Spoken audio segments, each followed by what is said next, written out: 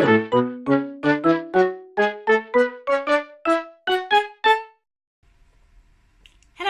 and welcome back to my channel, and in today's video I'm going to be doing a product review for you. I bought these markers from The Works for £15 and they are CMYK markers. I think they used to stock Boldmere markers in The Works, but these are the new markers from The Works, and there are 24 in a pack and they have colours on the back, but I'm not 100% convinced that these are the colours that they are going to be when I put the markers on the paper, so I'm definitely going to be doing some swatches, and I just thought it would be good to try these out because I don't have a lot of cheap markers. Let's get them out. Yeah, this is what they look like. There we go. And I'm going to be doing some artwork with these and giving you my honest opinions on whether these are worth the money or not. So let's get on with it. So I began by swatching out all of the colours, and I used the chisel nib to do this, and I forgot to say at the beginning that these markers, like most cheap alcohol based markers, have a bullet nib and a chisel nib, and I really like the colour range of these markers. I think the colour range is really nice, although the swatches did not come out how they are on the cap, but again that's pretty standard with cheap markers. The cap colour is nowhere near the colour of the actual marker, and also I think these are slightly oddly named colours as well. We'll get into that in a moment. And I did try out the blend and it was very difficult to blend them together, but here I have a piece of paper with all of my markers compared to these Works markers. So we have the Copic, the Pro marker, Spectra Noir, Tiger marker, and the ink quality actually is really good, and it's one of the best ones on here, probably next to the Pro marker and the Copic. The ink quality is really good, but the problem is the blending. So this is the CMYK marker, and you can see it's really not as good as the Copic blend that I have here. And also the 67 marker in CMYK is pastel blue, and that is not pastel blue. But anyway, moving on to the artwork, I decided to draw out a piece of art on some Bristol board using my liners, how I would normally do marker piece, because I wanted to give these markers a fair chance, and it's easier to compare them to other markers if you use the same paper and inking. And this is a nice little spring piece of art, although it's not quite spring yet. This is actually a colouring page that I made for work, and I brought it home because I really liked the artwork and re-inked it on some marker paper, or Bristol board is what I use for markers. So I wanted to colour it in myself, and I thought it would be good to colour it in with these markers. And the first thing I noticed about these markers straight away is that they make a horrible, horrible squeaking sound.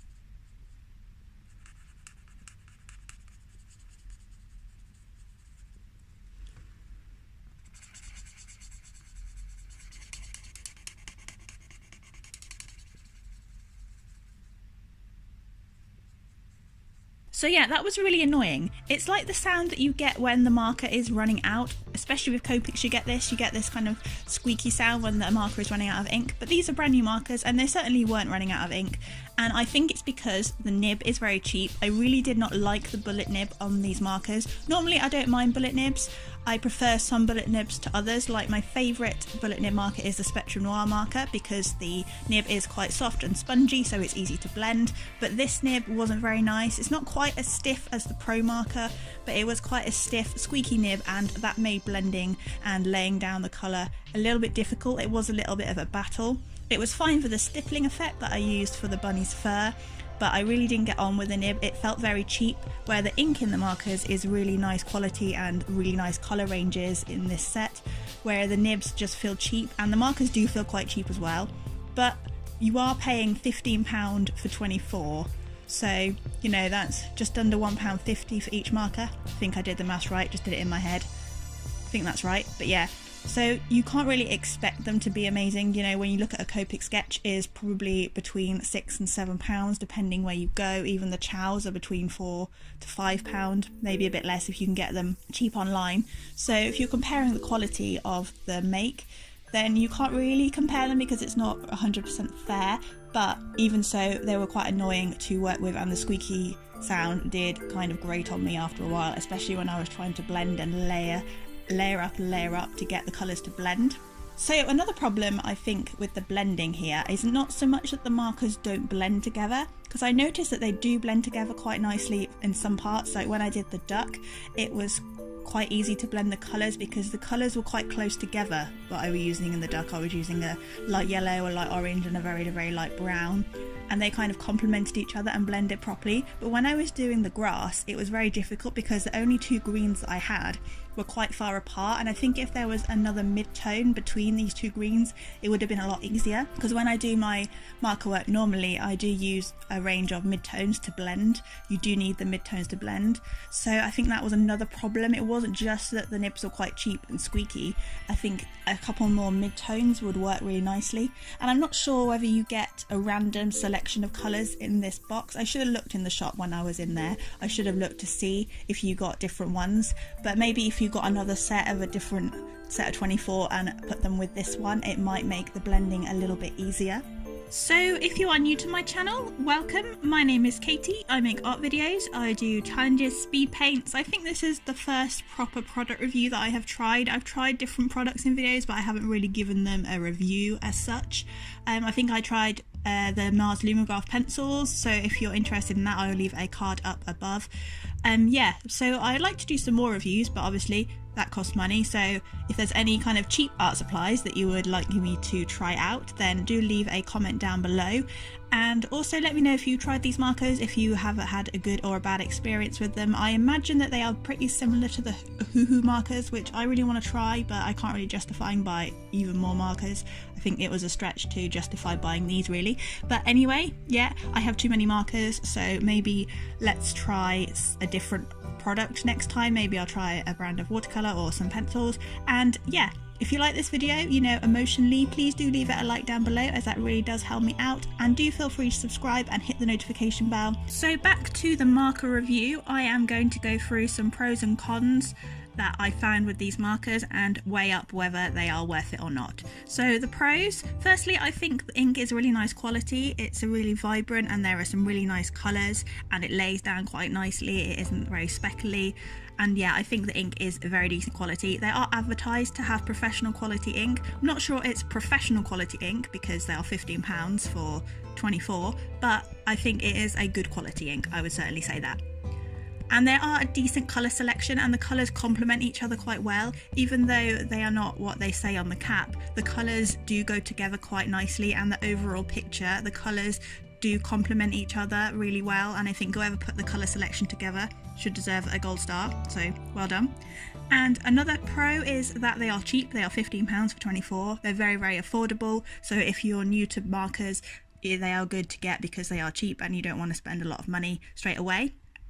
And you can achieve nice results with them. I am really happy with how this piece of art turned out. I really like it, and I don't think that it looks like I've used very, very cheap markers.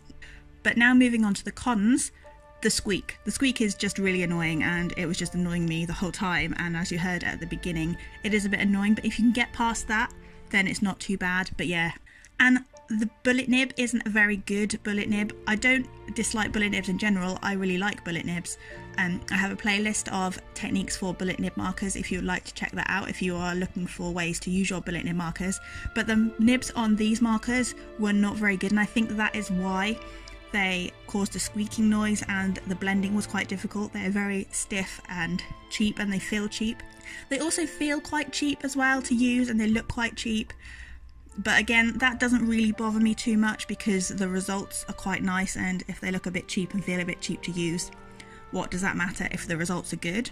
They were quite difficult to blend, but again, I think this is down to the cheap nib rather than the quality of ink, and also the lack of mid-tones, especially in greens. The greens were the hardest to blend together. And finally, they have a very strong smell. So I did finish off the piece by adding highlights with my white polychromos pencil, which is what I like to do in my marker pieces because it gives a bit of a subtle highlight, and I did this mainly in the water to get a different texture in the water because there wasn't a huge variation of tones, so I tried to utilize texture as much as I could with this piece. And because there wasn't so many deep dark tones, especially in the tree and in the water as well.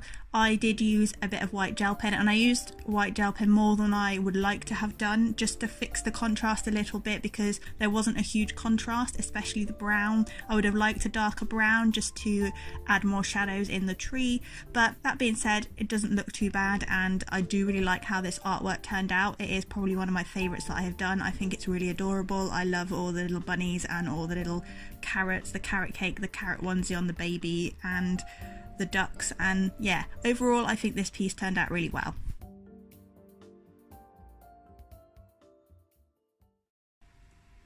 So here is the final result, and I'm really pleased with how it turned out despite battling with having to blend these markers. They weren't the easiest markers to blend.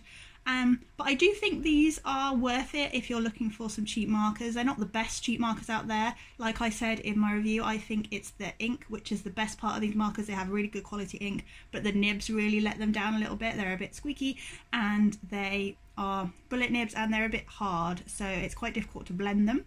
But that being said, I do really like the quality of the ink, and I think this is one of my favourite pieces that I've done. So thank you so much for watching. That's all for today's video, and I'll see you next Thursday. Bye for now.